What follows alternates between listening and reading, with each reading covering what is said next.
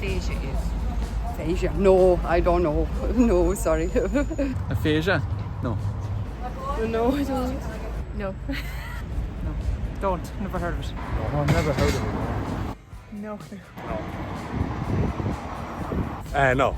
No idea. No idea, no. It's a speech and language disorder. Yeah. That's all I kind of would know about it. Fantastic. Thank you so much.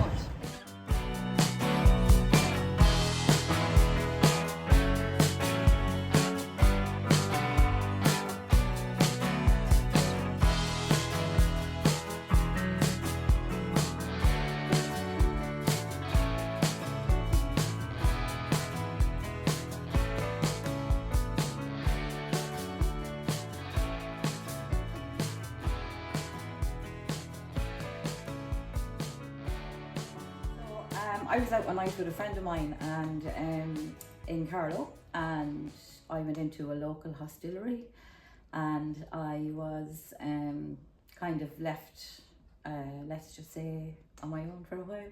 And I was standing there feeling very kind of aware that I was a woman in a pub on my own, and you know, I'm very shy, so So she just says.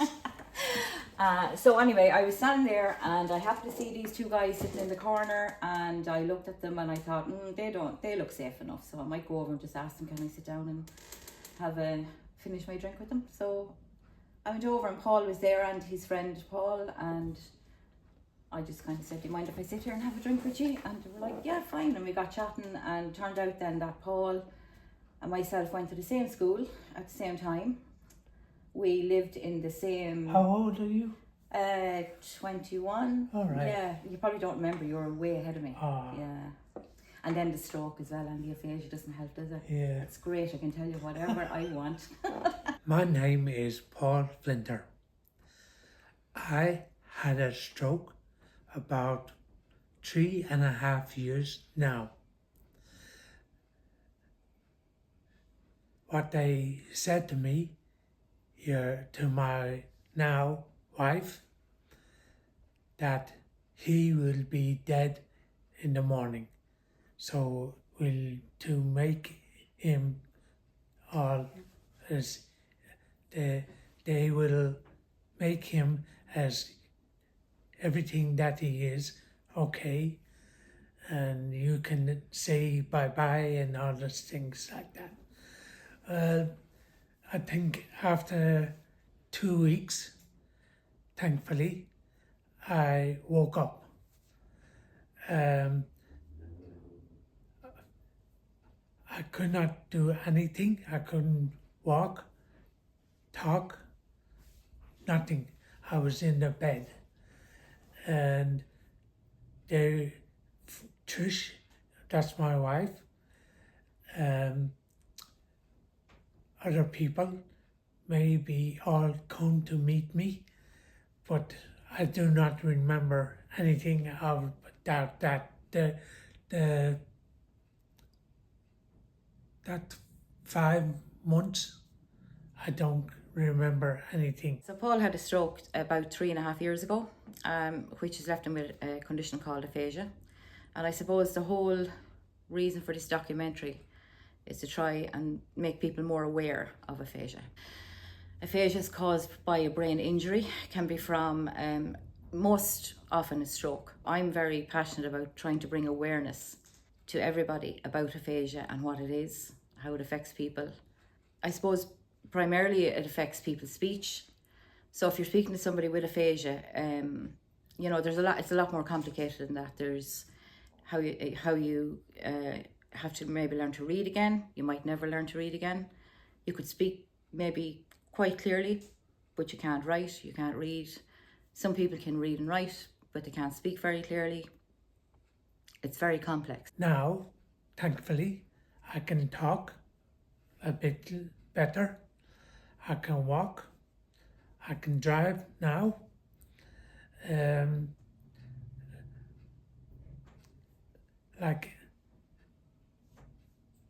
I set I do give myself what is going to be next.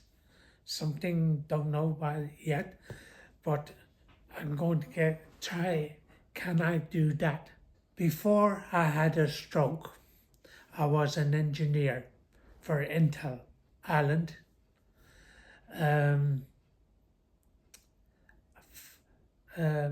I worked my way up to an engineer.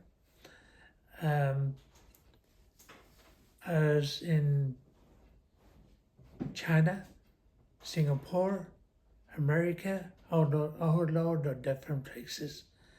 And I love that. But I love my job in Ireland.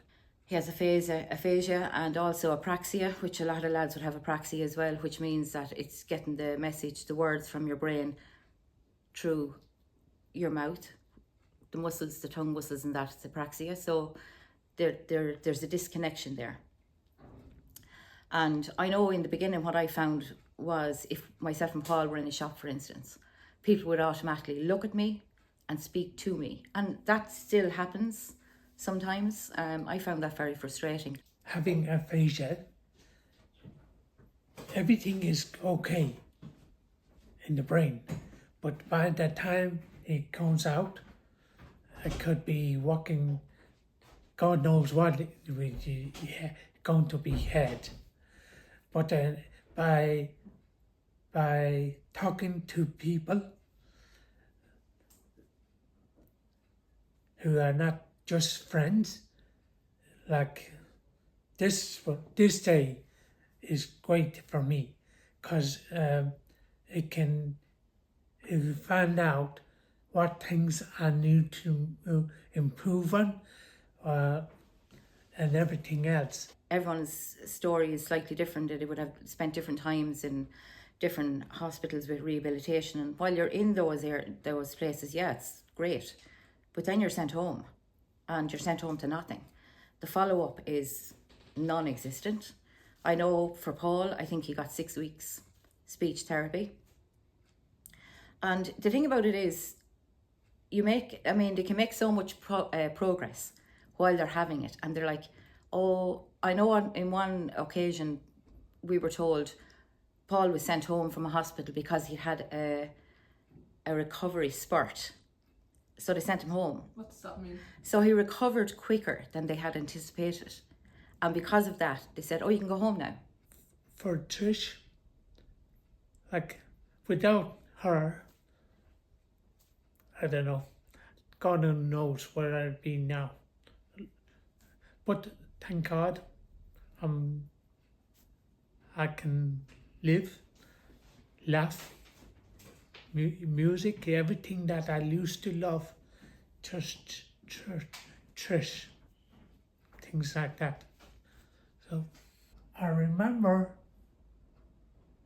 luckily, you told me when after having a stroke, you told that night we were walking to some other place and you had to ask, can I use your shoulder To take off my shoes. Yeah. And, Classy. So classy. and then she said, nothing happened to me, but what happened to you? Go on. So we were walking down the street, and I don't wear heels, and I had heels on, and I was like, need to take off these shoes. And I just said to Paul, do you mind if I just put my hand on you while I take off the shoes? And I put my hand on him, and I went, no.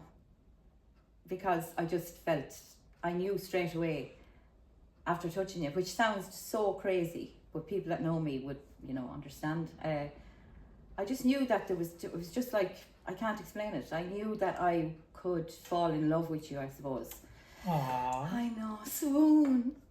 Paul and myself were together 2 years, only when Paul had his stroke. So, and in the middle of all that, there was COVID. So as regards family get-togethers and things like that, there wouldn't have been that many. So for me to have to tell Paul's family, who knew him all his life, as nearly a newcomer into the family, that was very difficult. And I spent most of that night trying to figure out how was I going to break the news to them, you know what I mean? But yeah, that was tough. So Paul was told, I was told at night that he probably wouldn't last 24 hours. They didn't say he would definitely die, but you know, they're not going to come out and tell you he's going to die. Hi, I'm Neve Kavanagh, and my husband had a stroke in 2018, and that led to him having aphasia. And I have to admit, I didn't know very much about it before then, because you think of stroke in a certain way. Fortunately for him, physically, he didn't lose a lot of abilities, in the sense that he, you know, it was mostly to do with aphasia, so mostly speech and focus, as we call, which is mostly what aphasia is. People go to the speech thing first, but actually focus is a huge part of it. And in the initial stages, obviously, we had to learn a huge amount about it, because I turned up on the day that he had his stroke the next day, and literally walked in and was handed a folder to say, this is the type of stroke your husband had, an ischemic stroke, and then this is what's happening with him. And his speech was very, very limited, obviously, initially, because you know, when it's catastrophic when it happens, but then very soon afterwards, words start coming in. My name's Dr. Helen Kelly, and I'm a speech and language therapist, and I'm currently working as a senior lecturer at University College Cork. And my training was over actually in Scotland, and I've worked in the NHS on the stroke units and other wards, and out in the community as well. So mainly with people who have had a stroke or have other health conditions that affect their communication and swallowing. The World Stroke Organization tells us that 1 in 4 adults will experience a stroke in their lifetime. So around 7,500 to 10,000 people have a stroke every year in Ireland. And about 1/3 of stroke survivors experience a communication disability called aphasia. So what is aphasia? Aphasia is a communication disability caused by damage to the language part of the brain, most commonly caused by stroke. And depending on the exact location of the stroke, someone with aphasia can experience difficulties understanding what they hear or what they read, and expressing themselves through speech or through writing as well. I think he knew himself something wasn't right, and he went into the boys, and fair play to them, they got him into things. So that really helped him. But because I was in Cork and there was no travel kind of thing, because there was a storm coming through, I couldn't come up till the next day. So he sat in this award on his own, not knowing what was happening all night, which was really difficult, because the boys were only 17 and 15, so they couldn't go with him. So that's kind of scary. And when you can't articulate what you need to say, that must be the most scary thing for him. So a stroke survivor could have recovered from their physical difficulties, but the aphasia is only noticeable when they start to try to communicate. Here in Cork, we set up an in-person aphasia cafe, and the purpose of the cafe was to create opportunities for people with aphasia to communicate in a natural social environment. With the support of my speech and language therapy students, I moved it online, and we meet every fortnight for an hour.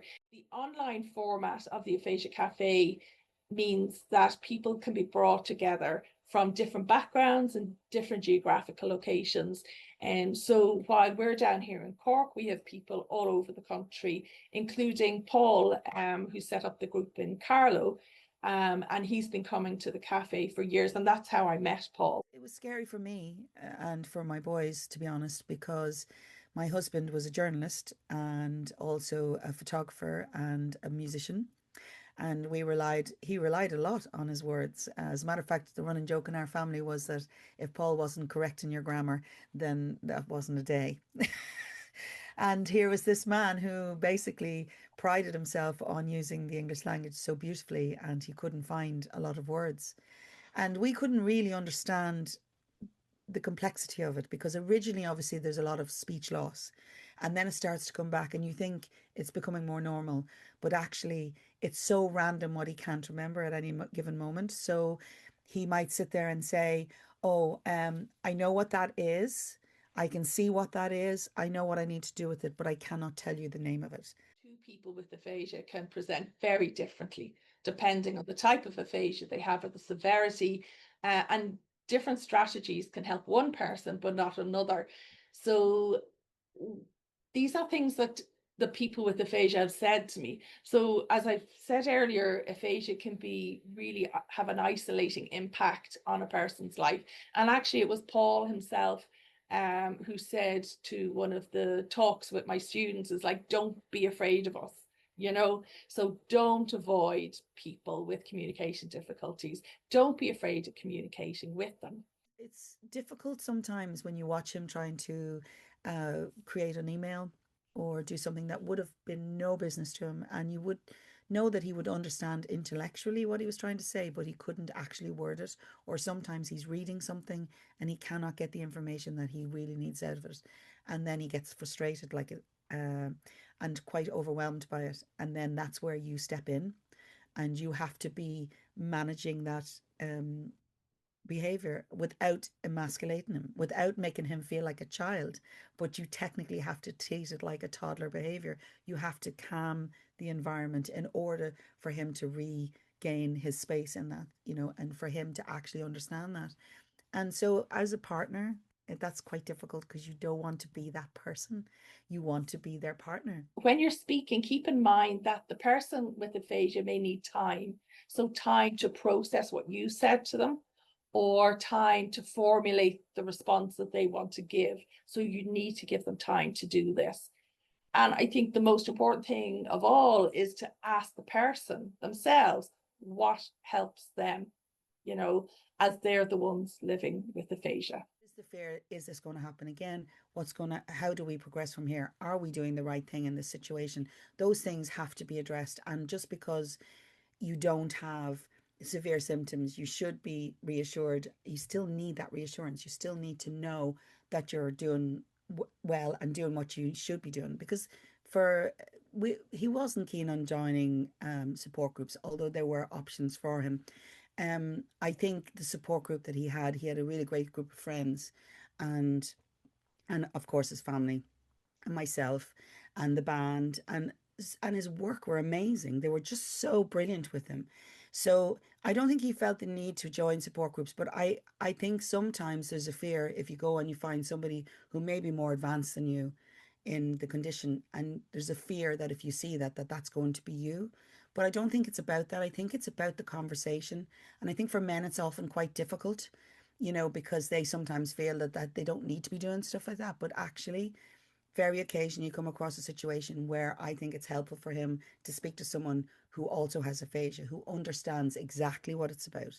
I can try to understand what he's going through. I can understand, you know, and be empathetic to him, but I cannot know what he's feeling.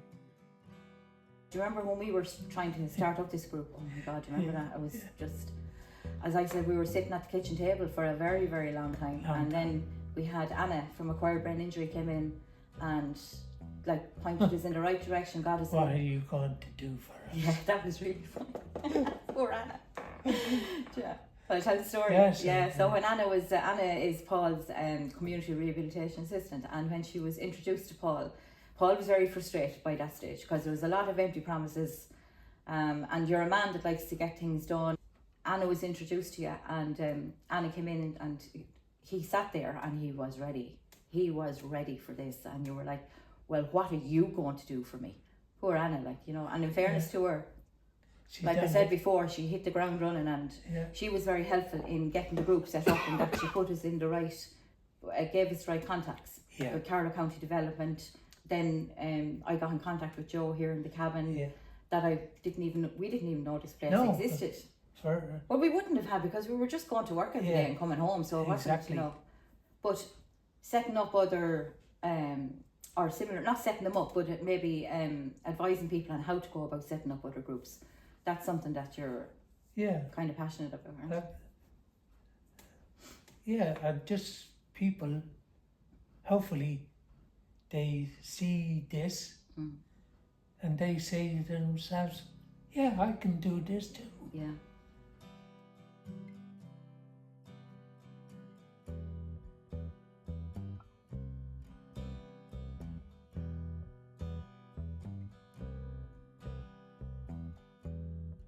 How do you feel the group is beneficial to you and the lads here? For me, it's great. So many different people with aphasia, and like some people, few words, few people can talk away. But it's great to see something that everybody gives every minute, an hour, whatever it takes for get one word to get the whole. It's great to have that. Like either a full sentence or a conversation Yeah. or a word. Yeah, Yeah, I think that's the most important part of the group for us, yeah, is that we give people time. yeah, Time is so important, isn't yeah, it? yeah, definitely. We set up a place called Talking Heads in Carlow because we needed speech and language people to come, but here in Carlow it's very hard to get that. You get maybe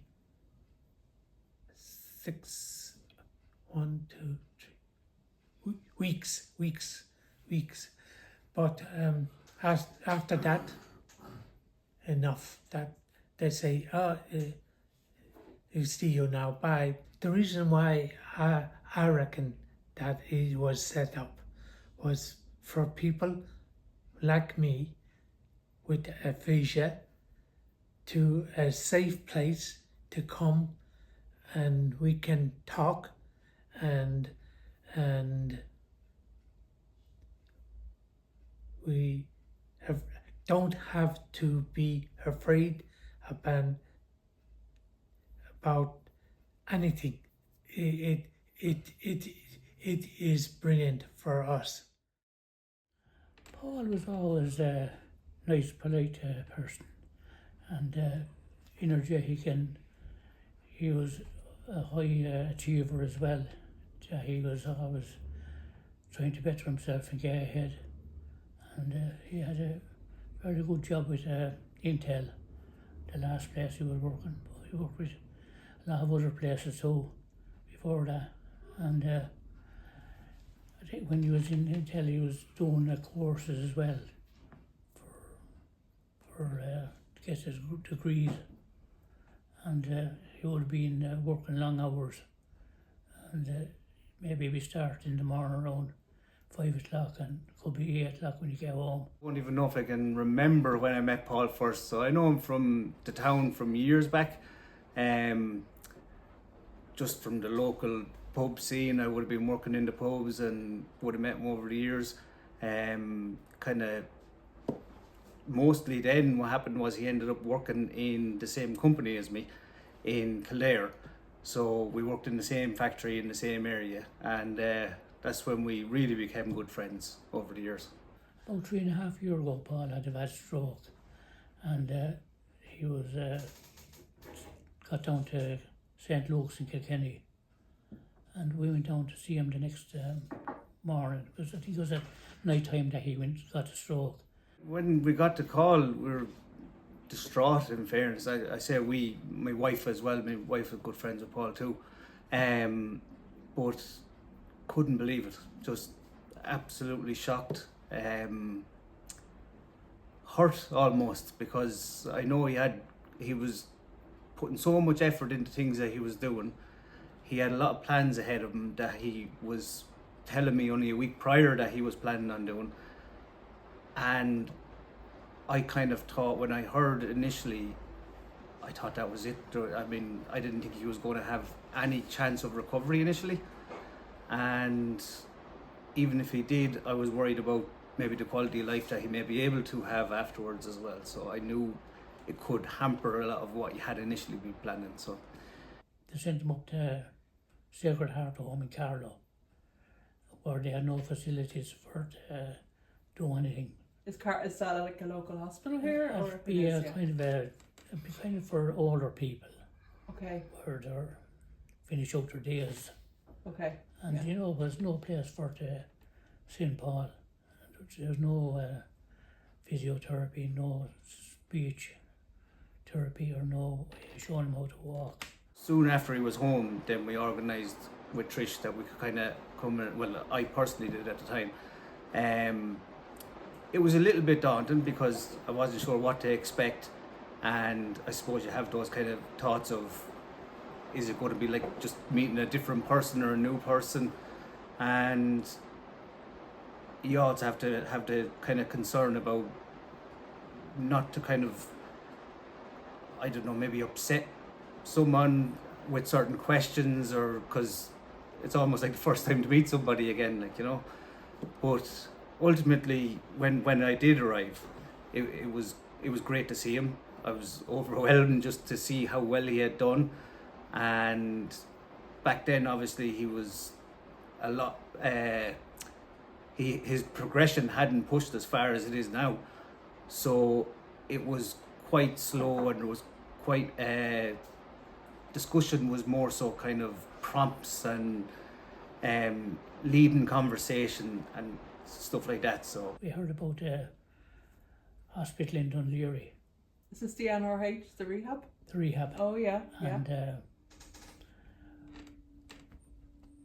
You went there, did you? we contacted everyone we knew to get him there area. It was about 6 months waiting list, and Trish used to ring every day. I remember some of the first couple of times I met with Paul, and we talked about kind of milestones and what was his targets to achieve, and I remember driving was the main thing that he had in his mind, and he kind of shook his head and was kind of like he didn't think it'd be something that would come around, and here he is now, like, you know, just he's able to get in, he has the independence back. Trish is great to him and helped him along the way, and Yeah. she done everything she could for him, and even she contacted, I think, people that were in the same position with him, and everyone had something new to add, Yeah. and they all worked. Yeah. Every little bit makes it, everyone, even the smallest little thing makes a difference. If he sees an issue, he addresses it head on, and he puts a fix in place. And he came up against multiple obstacles trying to go through his recovery, couldn't get kind of the assistance or the structured kind of help that he needed, and decided he'd go about himself, and Trish kind of dug in deep and made sure to have that availability for everyone else as well, not just a solo journey. It was kind of, if you're going to do it for the better of everyone. From getting to being able to walk now without any aid and talk good, and starting driving again. Trish is she's a powerful woman. She's I don't know, it's hard to see and explain the amount of work and thought and help and love behind the whole caring nature that she has, and the help and assistance that she can provide for Paul, and also have her own self and be her own person as well to do the things that she wants to do. It's just it's phenomenal. She went out on a limb big time. Everything dropped. Paul became the sole focus, his recovery. He's a lucky man. Paul used to turn off his hearing aid for a long time when I talked too much. Like, you know, we used to drive together up and down to work every day. So if I was doing too much talking, he'd turn it off. But I didn't slow down I'm still at the same pace.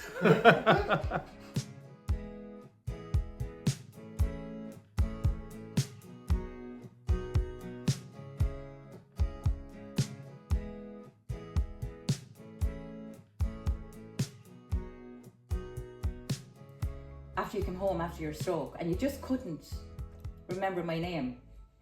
And do you remember you had some words at that stage, but you were upstairs and you were trying to call me, but you couldn't get the word out. And next thing I just heard, "Woman!" Do you remember that? That was really funny. I was like, Lucky "Yeah, you I'm were- a woman, yeah." You're lucky that I used that word.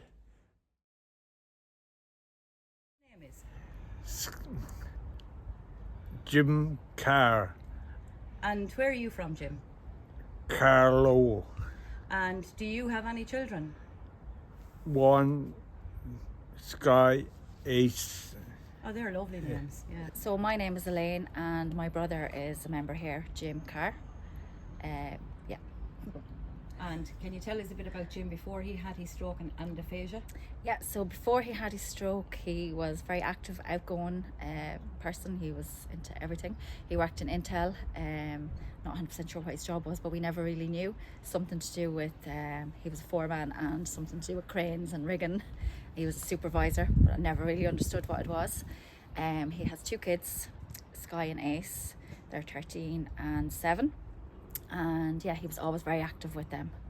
And how long have you been coming to the group? It's 2 weeks. And how are you finding the group, Jim?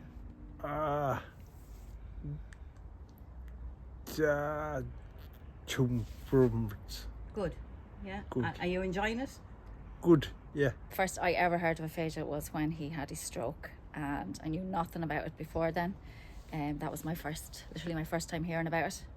And how do you, as a family, cope with aphasia, with Jim having aphasia now? How do you find it? So it's very, very hard. There's actually no supports for anybody out there. There's nothing. We're doing everything on our own. It's a minefield. We're just kind of muddling through it. We use everything, his phone, drawing, acting, bit of everything. There's nothing out there. No help for him at all. Not just for him, no help for anybody. Yeah, that's a common theme Yeah. through everybody. Support services aren't there. There's just nothing there. Yeah. Nothing. And you find when they come home from hospital, they're kind of just... You're just left there, and unless you fight for everything, and there's actually not a whole lot to fight for. Definitely, I think this Talking Heads one has been great for him. It's brought him out of his shell, because when he came home first, he was a little bit reclusive, didn't want to be around people, which is understandable when you're not able to speak, and people kind of do treat you differently. They don't understand, but I definitely feel this group has helped him, just being around people in the same boat, and he has come on leaps and bounds since he came home. I kind of realised that after the initial year of the frustration and the readjusting and all that comes with the stroke and the aphasia, right? But also, there was no speech therapy available to you. Yeah. And the fact that you were able to get online, I mean, that really was, at that time, it was great, because that gave you, like, you're very organised, and everything is, like, you're black and white. I survive in the grey area in between. Yes, there's no discussion on this, right? Yeah.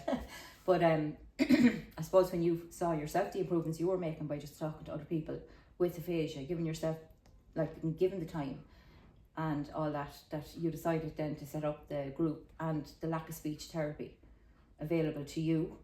At the time we didn't know everyone else's situation that's in the group now, but that's how it came about, really, wasn't it? Yeah.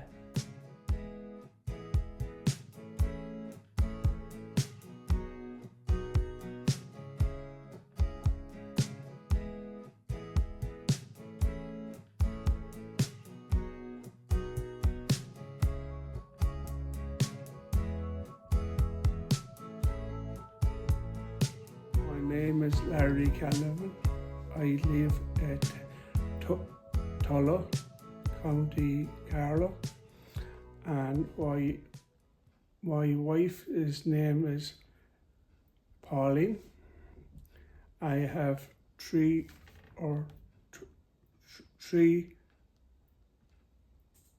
children. One is 40 and is married in Cork, and I've a grandson as well. Is Liam his name, and Roisin is his wife's name. She's a doctor. So in England, I have a nurse, Clara's name, and I married a year ago, and his name is Adam, and have Atlas as a dog. right? It was a husky, was a lovely dog, and their other boy is lived in Rathvilly, outside Tulla, and he bought a house with his partner. She's a physio in Kildare. My name is Pauline. My husband is Larry. Larry is a stroke survivor. He's 7 years post-stroke, and he joined this group, the Talking Heads Aphasia group, nearly from the start, and has been a godsend. He looks so forward to coming every Friday. He loves it. Everything was going fine, and then Christmas 2018, the 2 days after Christmas, we were out for a walk, and Larry just fell down beside me, and I thought he'd tripped, and helped him up, but he wasn't looking at me. He was sort of looking through me, and a passerby pulled up in a car. We got him into the car, drove home, which was only a couple of minutes away. But by the time we got to the house, we couldn't get Larry out of the car. So we had phoned an ambulance already. The ambulance arrived. He was taken to St. Luke's. He was there for 5-6 weeks. Then he went to Thomastown. It was only in Thomastown. Larry didn't speak, obviously, straight after the stroke. And there was a lady beside him had had a stroke 2 days previous. And on the third day, she spoke. And I stupidly thought, well, tomorrow Larry will speak. You know, I thought sort of that's the way it goes. I couldn't walk, and Dr. Paul Carter in Kilkenny, and he said to me, go to Thomastown. When I have a aphasia, and I've two parts of aphasia, the brain and the speech. So I'm thinking, when in my head, right, is gone then for the speech. No, it's I can't figure out what it is, you know. The first I knew of aphasia was the speech therapist in Thomastown told me. I kept saying, how long are we going to have to be doing this one word or holding up pictures and things? And she said, it's ongoing. She said, you have to keep working at it, and the usual, use it or lose it. So we did, and we still work at it. We have word cards, and our speech is very good if you give him time. And he's not very good in a crowd because it's like a couple of radio stations cutting in. But he's marvellous. We're back going out to watch rugby games. He's driving a little bit. He goes for walks regularly. But our main gripe is the lack of services for Lara and other stroke or brain injury survivors. It's very poor. Our daughter is a stroke nurse, so she obviously knew a lot about it. The two lads and myself, we kept thinking, this is going to get better, and this is, and you have to come to terms with the fact that things are never going to be what they were, but you have to learn to live with as they are now and make the most of it. And I think it has almost taken us this long to start making the most of it. You know what I mean? It's almost like you have a mourning period. You're mourning the person that was. I actually heard Paul on the radio. Now, I had seen a piece on the Nationalist, but the Nationalist is our local paper. Do you know the way you sort of skim through a paper, and I seen the picture and I was saying, I'll have a look at that, I'll read that, but I didn't. And then I heard him on the radio, and I hadn't thrown out the paper, so I went back and I read about it. And I forget whether I phoned or text or something, but we came over the fire. I had to do a little bit of coaxing because at that stage, Lara was, no, I don't want to, And once he came, there was no stopping him, because sort of everybody's in the same boat and everybody gives everybody else a chance to speak. I recommend this group, right? And more people you have this group, get more funding, you know? People like Paul and Trish, right? They're all like to live, right? You know, and all the time funded this West here, you know. I love this place, full stop. This group has made me. The crack in their group is unbelievable, you know, and have time to speak. No one interrupts you. We had a chat 3 months ago with Paul and myself. Had a chat with Anna and Sharon, right?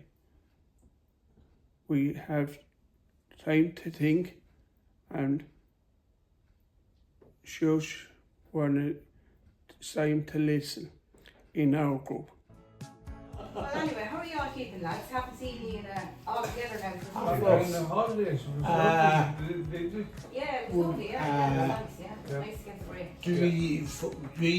It's 3 weeks. Ah, fuck now. Yeah. Ah, fuck. How hard? I would not believe it. 3 weeks since we were all together. Yeah. Yeah. Flying by, yeah. I was better out there. It was mixed, wasn't it? Yeah. And rain, no? It is weird. The last 2 days. 1, 2, 3, 4, 5. Fella. Fella.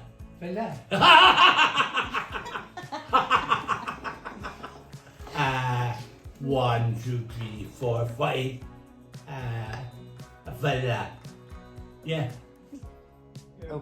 Okay. Perfect is okay. Well, this part of body, no problem. This side. Phone now. So grab me. You do it on phone. Oh, you can donate. Yeah. Look at cash for it. See, can you? Yeah. I do it myself. Yeah. That's brilliant, isn't it? So it's better for me. It's easier, isn't it? It's easier for everybody. Once upon the beer after. I think so, yeah, we see. Ask me put her for the what do you have? Swimming fields. The big tower. Oh, for the Oh, brilliant. fire. Deadly. I hate the heights now. See. You'll be well strapped in. Yeah.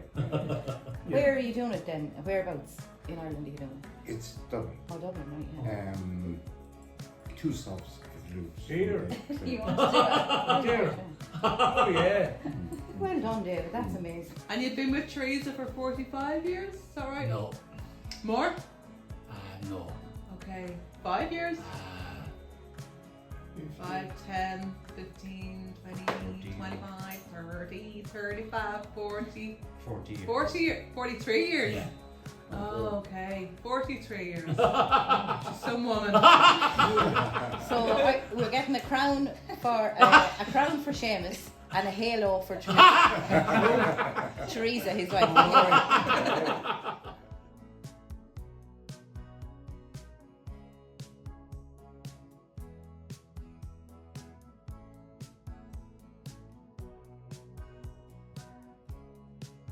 Great to see something that everybody gives every minute, an hour, whatever it takes for get one word to get the whole. It's great after. Like either a full sentence or a conversation Yeah. or a word. Yeah. Yeah, I think that's the most important part of the group for us, Yeah. is that we give people time. Yeah. Time is so important, isn't Yeah. it? Niall Lawler. I'm from Kildare. Okay. And how long ago did you have a stroke? 2 years ago. 2 months ago, 2 years and 2 months ago, a stroke. Yeah.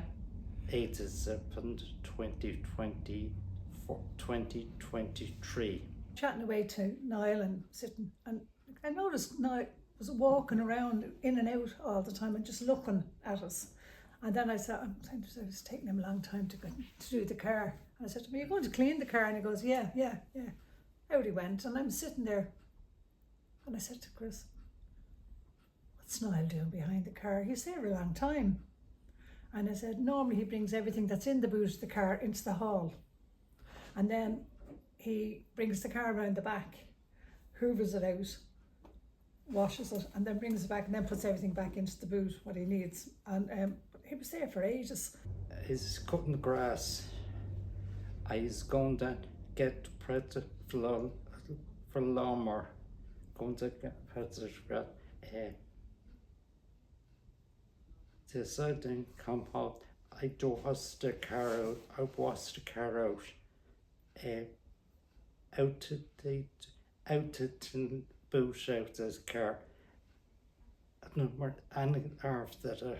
I said, "Chris, keep an eye on Dad." And he said, "Ma, he's not right." And I said, I don't think he is. And he said, "I've rang the ambulance." And he said, "And I'm ringing," he was ringing Siobhan, our daughter. So they were on the way. The ambulance said they couldn't make it in time. And if we could get him to the hospital ourselves. I think it took us 10 minutes. It's normally a 25-minute journey. It took us about 10 minutes to get to Nail, even if you took that. And when we got there, the other thing I found was there was security there, and they knew we were coming because I told my daughter to ring them. She was sitting in the back of the car with Niall. And I said, "Ring the hospital and let them know we're on our way and tell them we think he's having a stroke." Couldn't speak at all in the beginning. Couldn't speak at all in the beginning. In the stroke. That's how they talked it. He was seen straight away and he was brought then straight into trauma. So, but we weren't being told anything. I was just asked, "Have you not got relations with you?" So eventually, anyway, I said, "They're outside." So she said, "You need them in here with you." And that's when I said, "This is serious." And she said, "It is." Spent time. Went to speak therapy there. Went to speak to her in her age. I can't talk clearly. Yeah. Does it input out the words? Words is different word. Came a long time to pronounce them. I think all of us got good at playing charades. Yeah, I remember there was one that was so funny. It was when he was in Beaumont and he was trying to tell us about something in the car, and it was in the back seat, and it took us, it must have taken us a good half an hour to get this, and it was, I can't even remember what he was looking for in the back seat of the car, but he was telling us something that you need is in the back seat of my car. And so he was like this, we're like, driving, you can't drive yet, like, no. Exercise my hand, I'm a leg, exercise every day, exercise, speaking more clearly, how to slow down and overemphasize my words. Steph and I were in the garage and we'd just come out of the garage and I met a friend of mine. She used to own a boutique up in Kilcullen, and we walked and she said, "Oh, hi," and we were talking, "How's Niall?" And I said, "I'm doing grand." And I said, and she said, "I heard he had the stroke," and I said, "Yes, the asphasia." And she goes, "Oh," and she was with I can't remember the girl's name, but she was with a friend of hers. And she says, "There's a group that's only started up in she said in Carlow." She said, "I'm sure he'd be able to go." And she hung on, her friend was still in the car. And she said, "I'll ask her about it when she comes out, like when she gets out of the car." She said, "I'm sure she'll, she said she knows the girl that's setting it up." So I said, "Oh, that's brilliant." And I said, "What?" And I was asking what it was about. She said, "Anybody that had a stroke and having difficulty with speaking, they found that there's nothing out there for them. They're like they're forgotten." This group are fantastic. Fantastic. Okay. How did you hear about this group? A friend and told me about it. A friend? Yeah, friend of mine. Ah. she got through it dirt. She got through the dirt here. You told your wife about it? Oh, okay, because you're based in Kildare? Yeah. So you'd have to travel. Yeah. So that means there's nothing like this in Kildare. No. What do you think about that? No, that's and we're looking at it and we're all not in hold of Ireland, looked at this group in the whole of Ireland.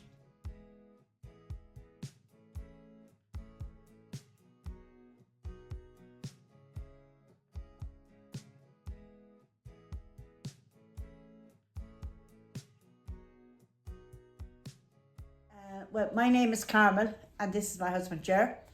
And Ger had a stroke last June 24, and it was something we never kind of encountered in our life, really and truly.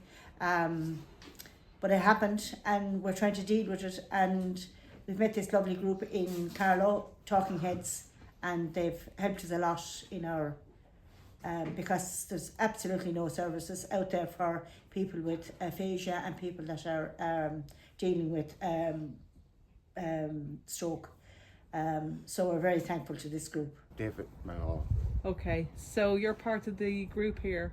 Paul Fiddler's group. Yeah. So did you have a stroke? Yes, 30 years ago. How long? 13 years. Oh, 13 years. 13 years ago. Mm-hmm. So how did that change your life? Everyone, like a child again. You're like a child again? Yeah, no speech, no writing, and hard work. He's a former hurler, so his passion was hurling, and any kind of sport really. He loved soccer, darts, you name it. He was in. He loved every one of them, and still does. Gets great enjoyment out of them still, and he's very fond of his own club. He comes from the Shamrocks Ballaghail, and he's extremely fond of them. And we're in a county final next week. My name is Martin Fagan. Originally from Enniscorthy, but in Carlow for 39. I don't.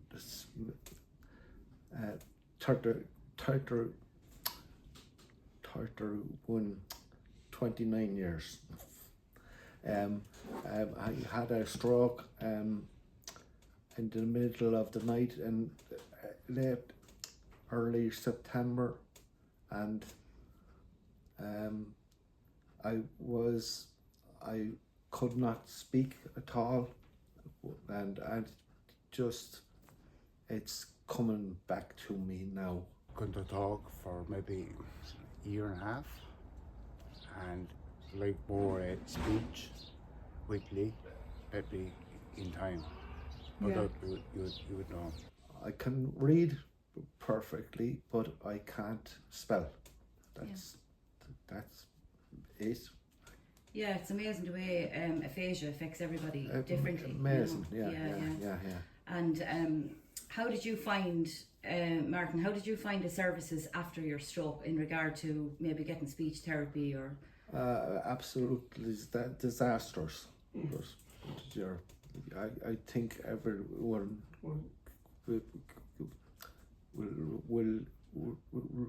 will be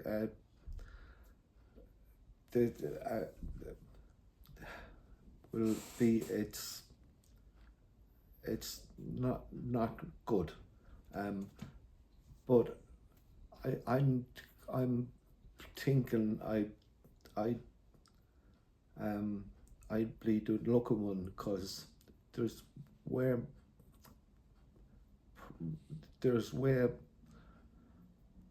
people and way worse than me, but they're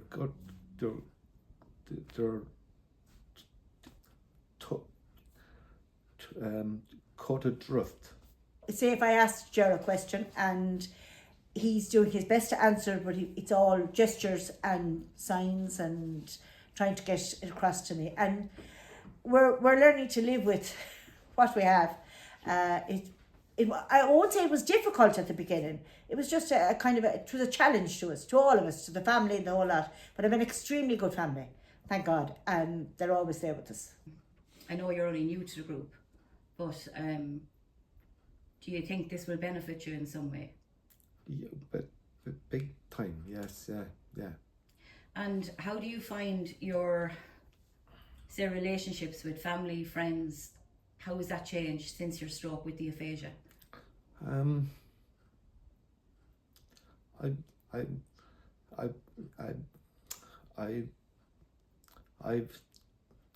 I've not seen friends, but that's because of me.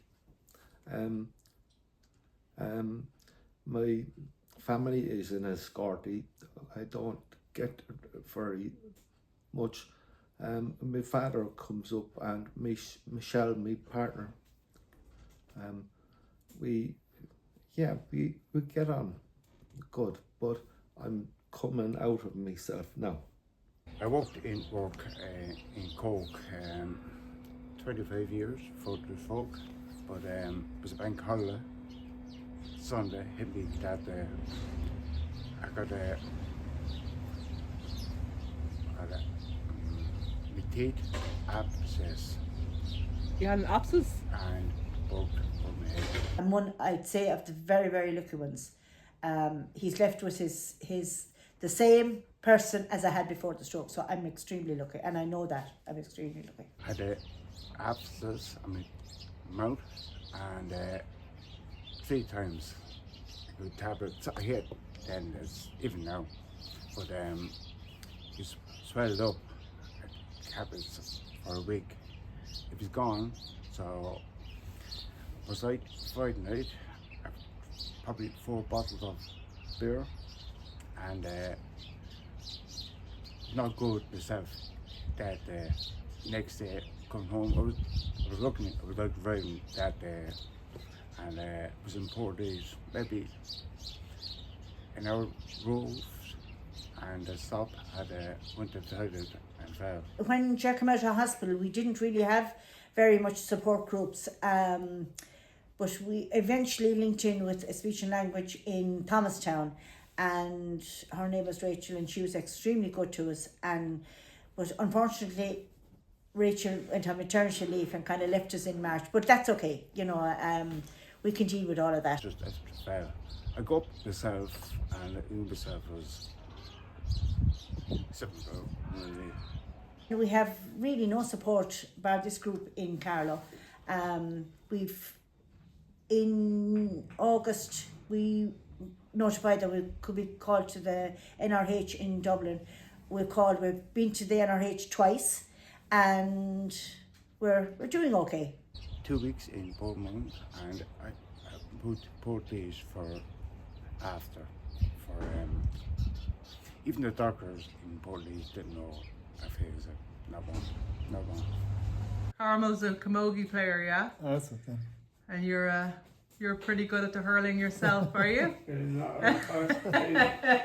an all-star. You're an all-star? Uh, You have an all-star medal.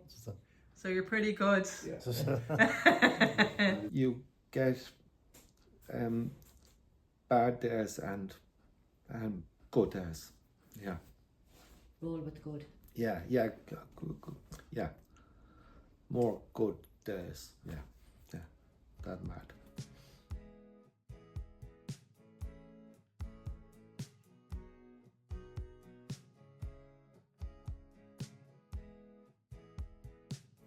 Paul is as well. She or he had aphasia and she said, slow down when you talk to your daddy. Yeah.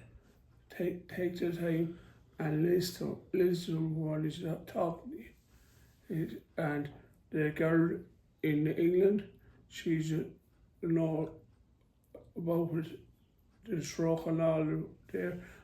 She had a month off, and she said, I go for Thomastown and give Mammy company, you know, and worked all right then. Okay. Because it's good, like, rather than being upset the whole time. Yeah. There's no point. No point. Because, You're right. well, we're back now, we're live, Yeah. we can talk no matter what, and it's good. Our kids,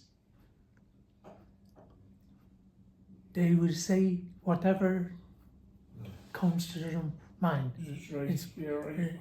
there's pointless. Yeah.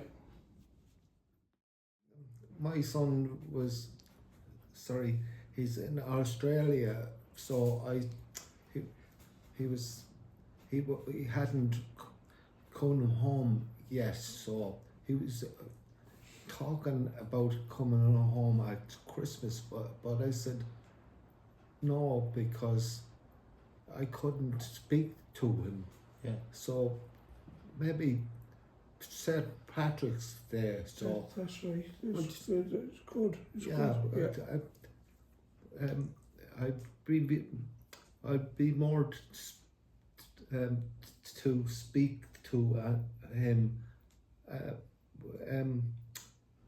in person, but and I was sleeping a lot, but I'm better now, and hopefully so he'll be home in March, and I'll be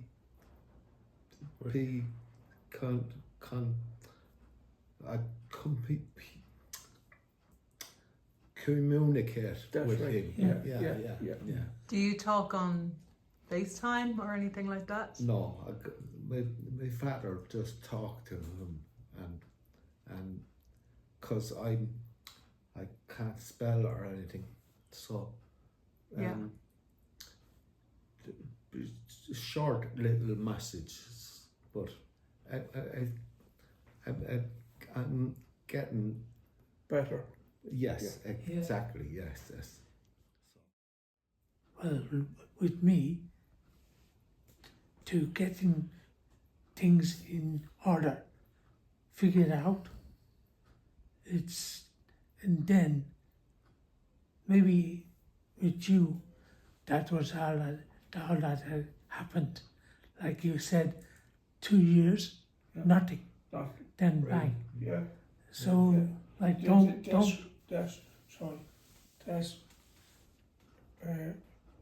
I only for you, I would make this group made up a difference, you know. Yeah. This group and all of David as well and everything, and Seamus, and I wouldn't miss the word. Yeah. I had 2 children, Siobhan and Christopher. Siobhan's called Vani. She's called Vani. David knows my voice. David knows my voice.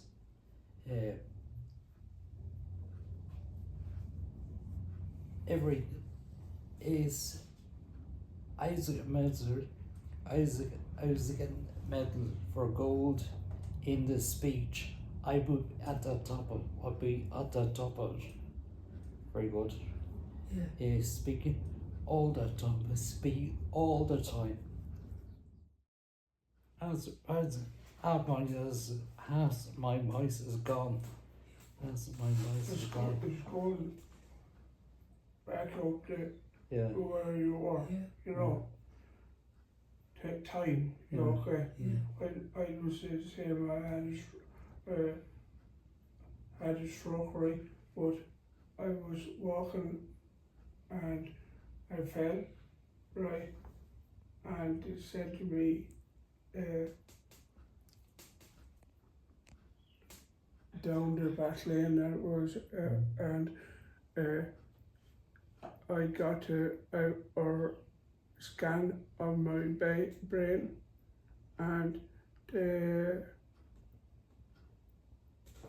small stroke as well. And it's going right now. You know, you take time, you know. Three grandchildren. Yeah. Lovely altogether. God almighty, it's amazing. Grandchildren is amazing. Yeah. Amazing. Very good. I say it's brilliant for Yeah. you. Yeah.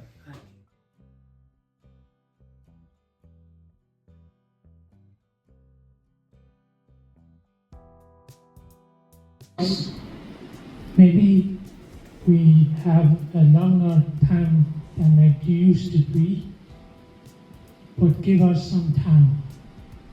Oh, look, school.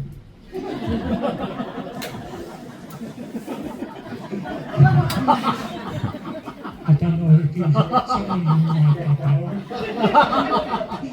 that.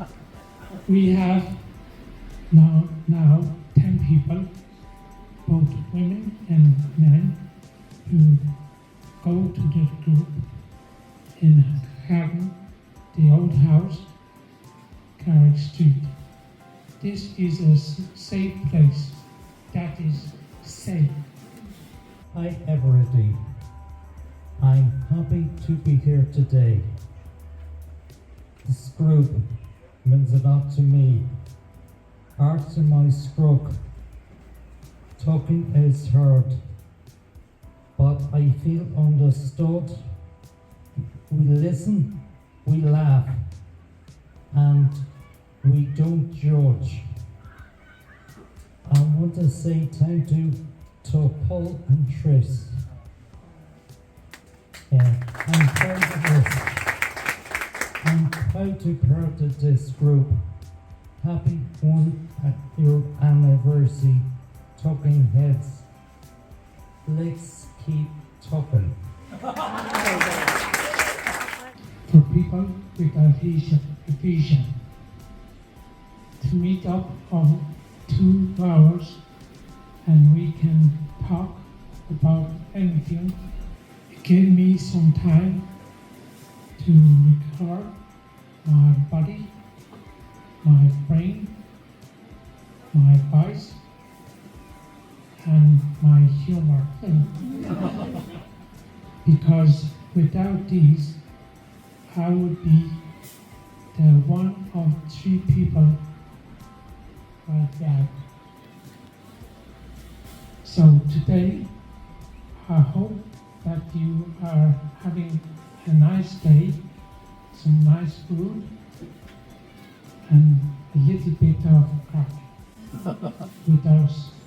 And hopefully, next year, it is bigger and more people understand what aphasia is.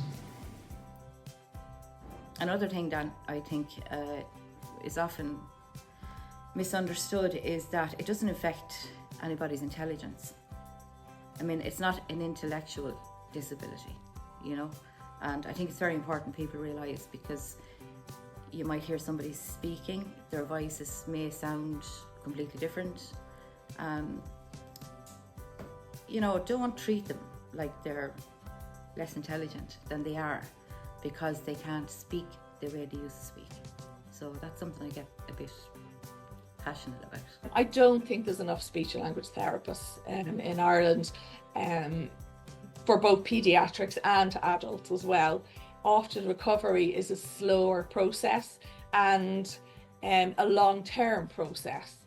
And so, you know, people really need to be able to access assessment and therapy through their journey, and we don't have the resources for that.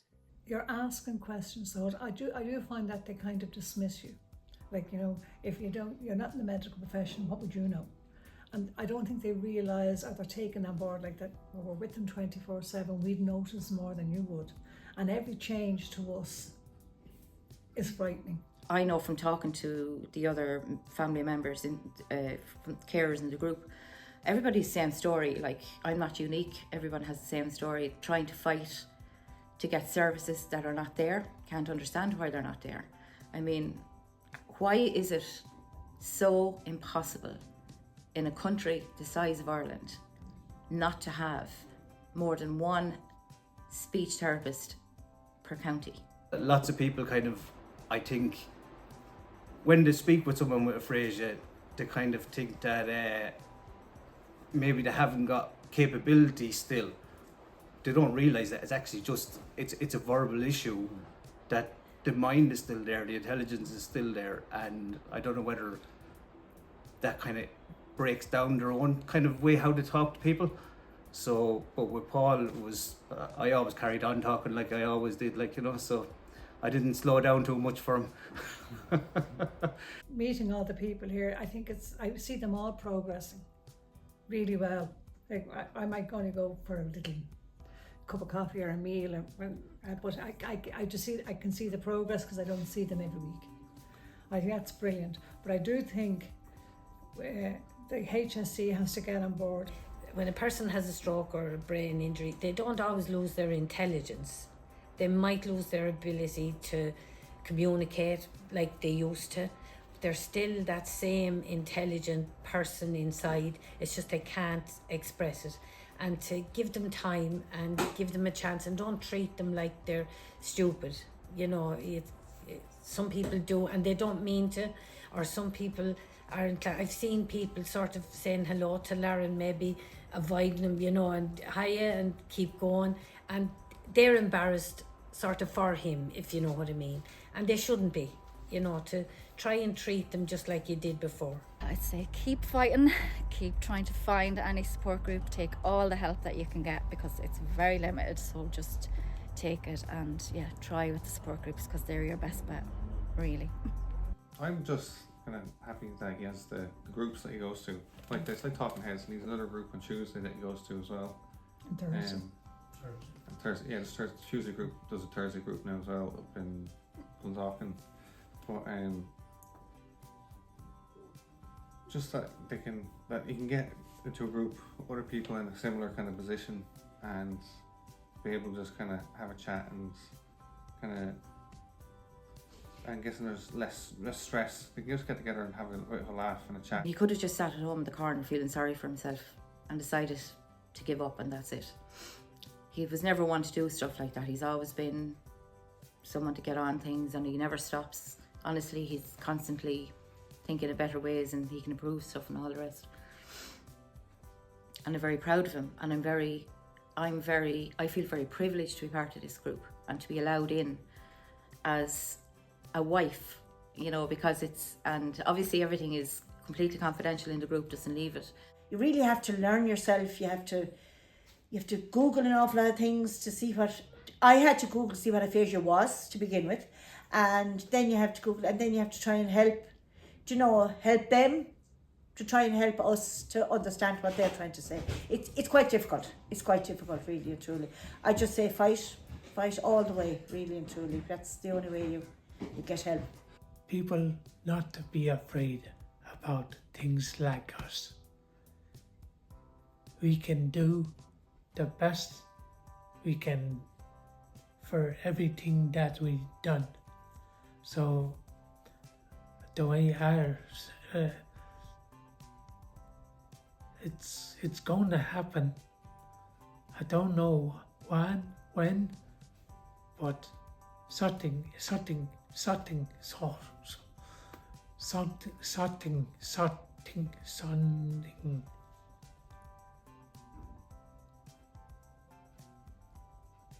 Something is going to happen. Brent, the benefit give us a fucking fan is fucking great. Sorry about that. We are now 8 years later, and I'm still supporting that. So what happens is, if you met him, you would think he was hesitant. You would perhaps, you would still get the same jokes, but you would have to wait longer for the actual punchline. He's still as funny as he ever is, but there is that struggle. And when he's done a lot of work and when he's very busy, he becomes tired because it takes a lot of focus for him to continue to use his words. Money is being pumped into all the wrong places. Like, you see all these extensions to hospitals, and they're all for offices and clerical, you know. And I even see myself and Lara go, I have a notebook, it's like that. He attends a lot of hospitals for different reasons, and every time everything's supposed to be on a computer and they'd have all these data. Every time it's, when did you have a stroke, when did you stop? So he never smoked in his life, and we keep getting asked these same questions over and over, whereas all this information is supposed to be there, you know, at the touch of a button. But I don't know what all this staff is for. It's not the right staff, if you know what I mean. Every stroke this group in this country. Every should know what there's in the country. Everybody should know what there's. Gives me great hope to see so much recovery that they all go through from different stages, hearing all their stories and where they started, where they are now, and see them all progressing. I think it's fantastic. I'm in awe of the lads here. They're just amazing. I'm going to get emotional now because I just admired them all so much.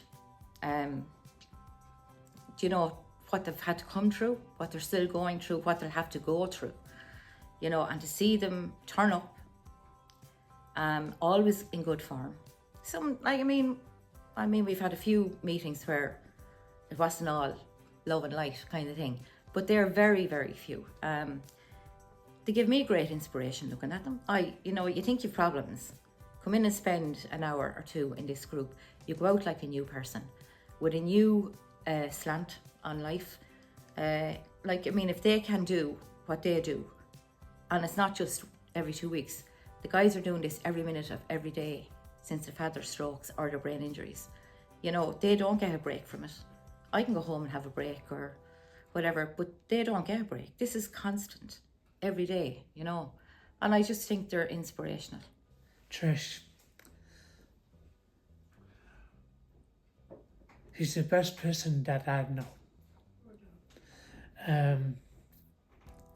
Only for her, she fought for me from day one about the stroke, all the things that I had to go through, and aphasia.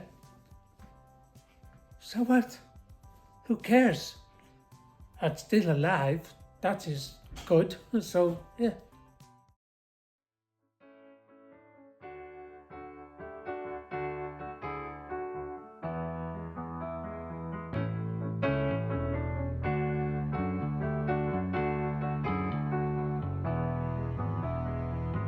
Things that happened years ago that always stuck in my head, because I know everything was going grand, same routine every day.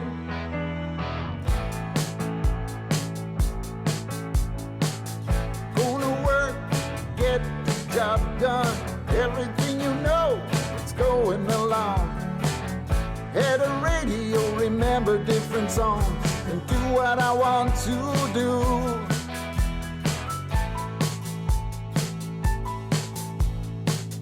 That's where they really broke. He lost his voice, something to write on, yeah. Figuring out, what did he say it was?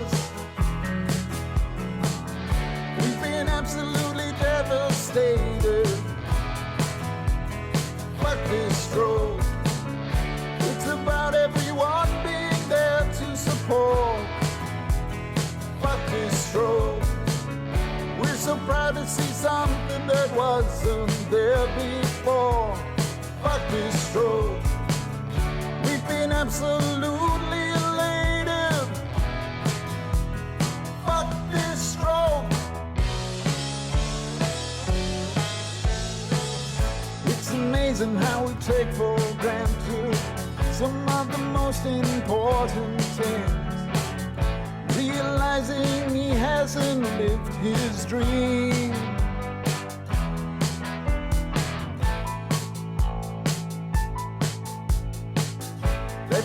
everything you've gone through. It's unfortunate it had to change you. Too far to fly this moment in time.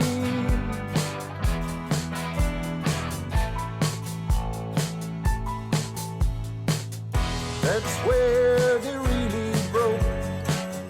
He lost his voice. Something to write on, yeah. Figuring out what did he say it was. We've been absolutely devastated. Fuck this stroke. It's about everyone being there to support.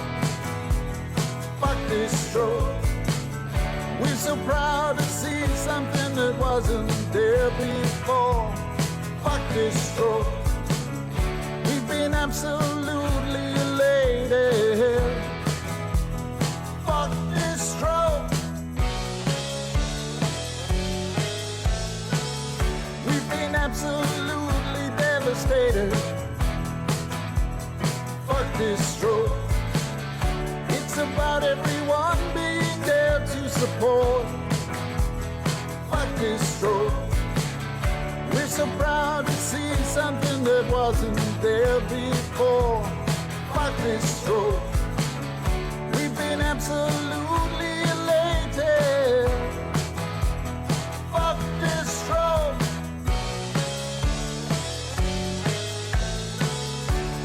Fuck this stroke. Fuck this stroke. Fuck this stroke. Fuck this stroke. Fuck this stroke. Fuck this stroke. Fuck this stroke.